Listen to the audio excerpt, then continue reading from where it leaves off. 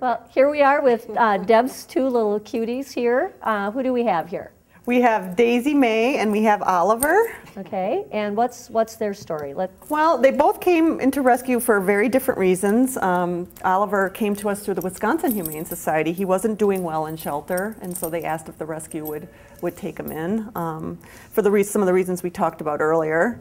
And Daisy came in because her owner had health issues, and she was very sad to surrender her to rescue, but she felt she would be better off in a new home.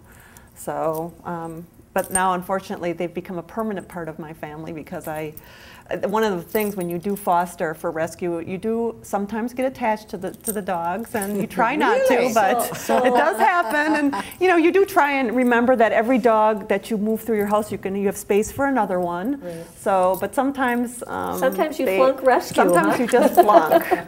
In our world, we call it's called fostering flunkies. So. Sometimes they become what we call permanent fosters. For some reason, they are not adoptable. It's sometimes for behavior issues, and sometimes it's for medical issues that they cannot be safely adopted out to another family. So they do become permanent fosters. Now, I know that you mentioned to me earlier that Daisy has papers. She's a purebred dog. Right. But yet you said something else that I thought was interesting. She's a purebred, but she's not necessarily a well-bred dog. There's purebred dogs and there's well-bred purebred dogs, and they're not always the same. So in Daisy's case, she definitely is a Lhasa Apso, but she doesn't have all the qualities of a Lhasa Apso that would have come from a reputable breeder, or a good breeder. Okay, and she also, does she have any health issues or concerns? Yes, that's another issue we have with dogs that are not well bred. They usually have some kind of health issue. In Daisy's case, she has pretty bad allergy issues that is a constant source of treatment for me. I'm constantly having to treat her for that. So. So that's why people really need to do their homework when they're looking for, we obviously encourage people to adopt dogs from shelters and rescues, but to avoid having your dog eventually come into a rescue or a shelter, it's always very good to do thorough research on a particular breeder, especially if you want a puppy from a certain type of breed of puppy, because if you don't, you're going to encounter some problems.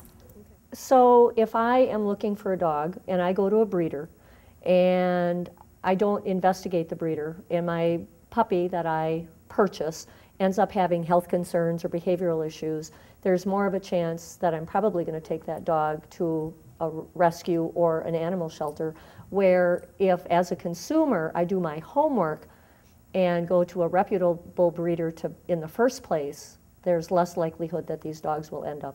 That's right. That's right. And some of the things you can look for are a reputable breeder will have the parents on site. You'll be able to meet those parents of the puppy you're going to be adopting. Reputable breeders will also take a puppy back or a dog back if it doesn't work out for some reason. So there's some contractual things, and most reputable breeders are going to be very, very careful. They're going to do reference checks. They're going to really investigate to make sure their puppy is going. So they're not just selling home. A dog. Right. So they're not saying, do you have the money? Oh, here's the puppy. They're going to say, it's okay that you have the money, but do you have, Are there small children? Are there, so they'll ask questions because they want their dogs to go into the best home they can find.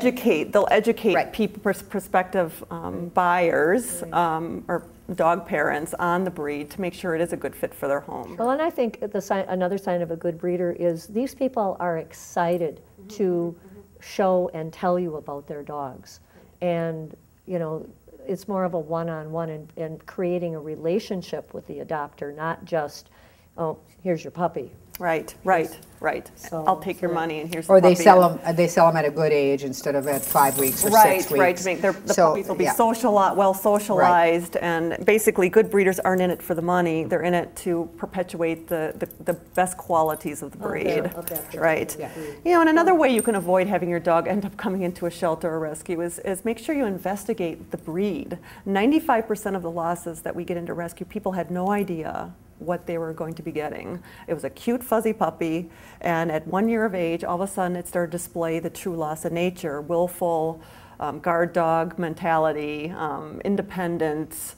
They just weren't prepared for it, and they decide, oh, I can't handle this dog, but that's the type of, or it's not good with my, it doesn't like it when my 2-year-old child pulls its tail, or doesn't do well with small children. I mean, this is very typical of the breed. Well, so and they are, so adorable. I mean, it's just obvious that you're going to. But it's very true with all the breeds. You know, Right. as we talked about, is that you want to investigate, you want to do your homework, Right. and you want to do the right thing, and make a good match for your household and your family and your animals. So Right. In other words, a new dog should not be an impulse purchase. It should be something that's really well thought out.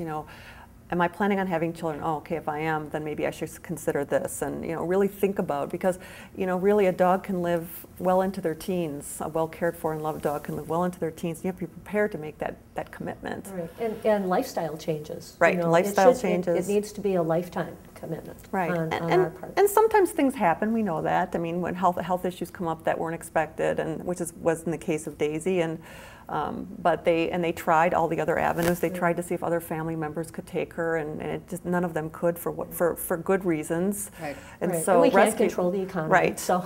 Right, we can't control the Well, economy. and There's just things that happen that you can't control, but there's things like we just discussed that proactively things you can actually find out. But that's why humane societies are here, obviously, and rescue groups, is because we want to fill that void or that gap for these animals that sometimes get lost.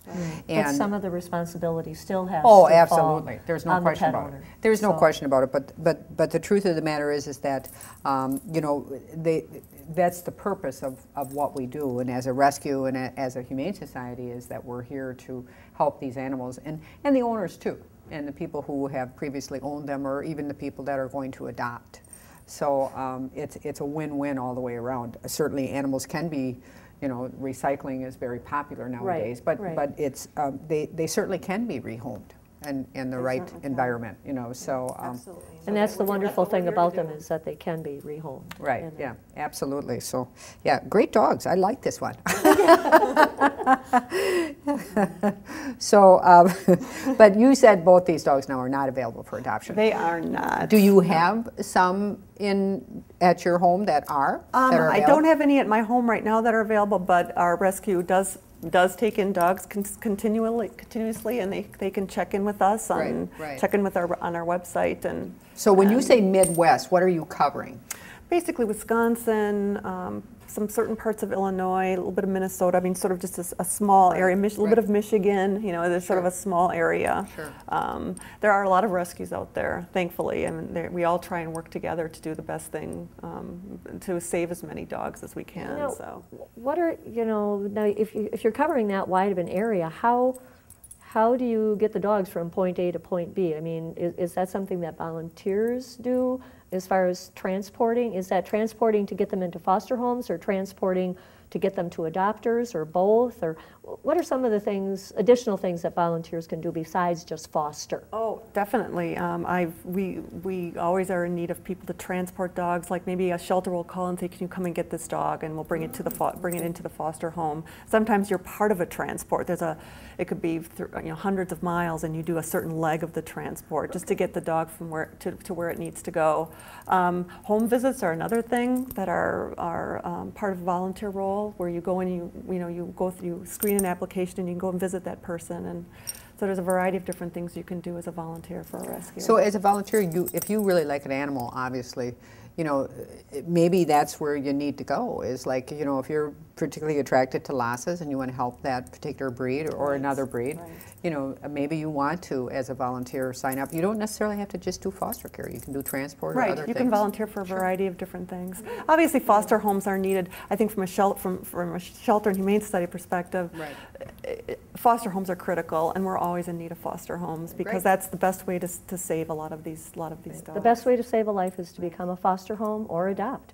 So, well, Debbie, I really want to thank you for being on our show today and talking to us about rescues. Our pleasure. And I hope that our listeners have, learned a lot about rescues and how to find a reputable breeder and a reputable rescue group. And remember to adopt from your local shelter or local rescue group. And so until next time, Happy tales to you.